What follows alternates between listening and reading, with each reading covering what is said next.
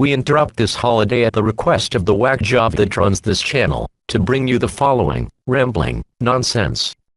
If you have a problem with rambling nonsense, you should leave now. For the rest of you, you won't get the next few minutes back. You have been warned. Thank you, Tom. And my name's James. I run the channel. I am the Flabbergasted Nut. Normally, I don't get on the channel and talk directly. I let Tom do the talking for me because, as far as I'm concerned, that's a bit more fun. But it is Halloween, and instead of letting Tom doing all the talking and having all the fun this year, I decided I'm going to actually put something out there myself. That something being my love of zombie movies. Now, I know what you're thinking. Dead subject, it's zombies. But hear me out. I'm not going to talk about how great the movies are. I'm not going to talk about a specific series of movies from the point of view of maybe a critique or whatnot. I'm going to look at them from the point of view of a question that I get quite often, which is, do I think that a zombie apocalypse could happen? The answer is, it really depends on the setup. If you look at most movies, they start with the zombies start in one town and they spread out. If you do that, anybody with half a brain cell still active could stop them. It's not hard. There are too many books. There's too many articles. There was an article a couple of weeks ago, actually, discussing how easy it would be for just a platoon of troops to set up an outpost somewhere using HESCO barriers and concrete barricades. And as long as they are kept well supplied, they would be able to hold out indefinitely against an almost unlimited number of opponents. I think George Romero, though, got it right in the movies.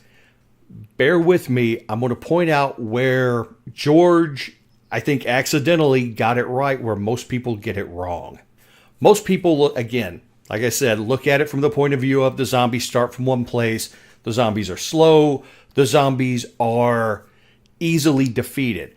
None of those things, as far as the slow, easily defeated, stupid part, is wrong. Where everybody gets it wrong is this. And it's the same thing, and this is going to make a lot of people mad, I know. But it's the same thing when you get into a discussion with a libertarian or a communist or a Marxist. If you listen to them, they sound great on paper. When they're discussing, if you just followed all these rules and you did all this, it would be great. Well, the problem is every one of those plans, and that includes defending yourself from zombies, depends on this little perfect person analog that goes onto that paper and does exactly what it's supposed to, for whatever reason. This is where everything would break down. Because we're not talking about an outpost out in the middle of a desert or a destroyed city in the Middle East. We're not talking about maybe an armed militia in a postage stamp country out in Europe. We're not talking about police officers fighting regular criminals, knowing that the criminals really aren't going to go after anybody. That outpost would be in the city park, right down the street from your house. The militia would be guarding their houses. The police would have to worry about the fact that there's no front line, there's no place safe for their families. I don't care how good your troops are. I don't care how upstanding the police officers are. I don't care how well-meaning the militias are. If your family's in trouble, are you going to be stuck in an outpost out in the middle of a park? Or are you going to grab as much ammo and as many firearms as you can and head back to your house to try and defend your family? And it's not just one outpost. This is all over the country. Pay attention to the news reports at night. The zombies were rising all over the place. The dead were rising, and it was following the sundown line. So as the sun went down, the dead started getting up. You have no front lines.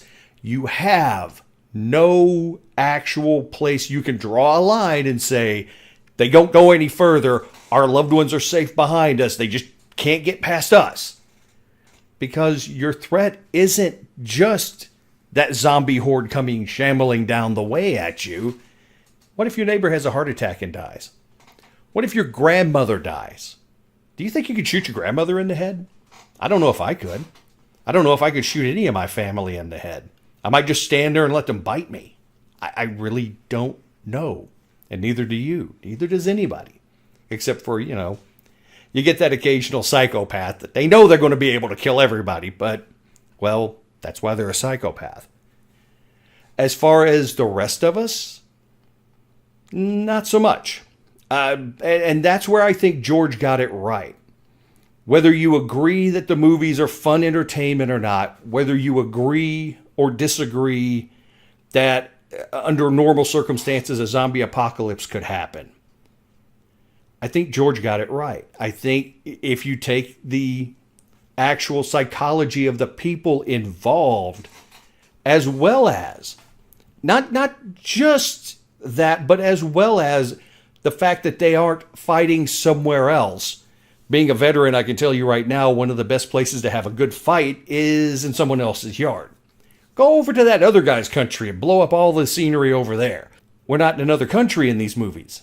In these movies, you are in rural Pennsylvania. You are in, well, I think Dawn starts in Pennsylvania, and then they fly out to the mall in Pittsburgh. And of course, Day of the Dead was a military base buried somewhere in the Florida Everglades. So you have all of that. And these people, if you sit and watch it, are generally well presented. They are well written. There's quite a bit of character development. You understand why these people are doing what they're doing. And especially by Day of the Dead, it's breaking down. Rhodes and the troops are just literally about to fall apart. They may be the last, as far as they know, organized military unit of the United States Army in existence. They don't know. So that has to really be difficult. I could go on and on, especially when we get into Land of the Dead, where Kaufman starts the city in what's supposed to be Pittsburgh. And yeah, just take the original trilogy. And while you're enjoying your Halloween, while you're enjoying the kids coming up to the door, while you're enjoying your parties, and while you're enjoying the movies, stop for a minute and just consider, accidentally, does this movie get it right? My opinion, yeah, I think George got it right. Most zombie movies miss it. So you enjoy your Halloween, you enjoy your candy, and we may try this again later. This is the emergency alert system, and we now return you to whatever you were doing before this went up. It probably makes more sense than the dork you just listened to.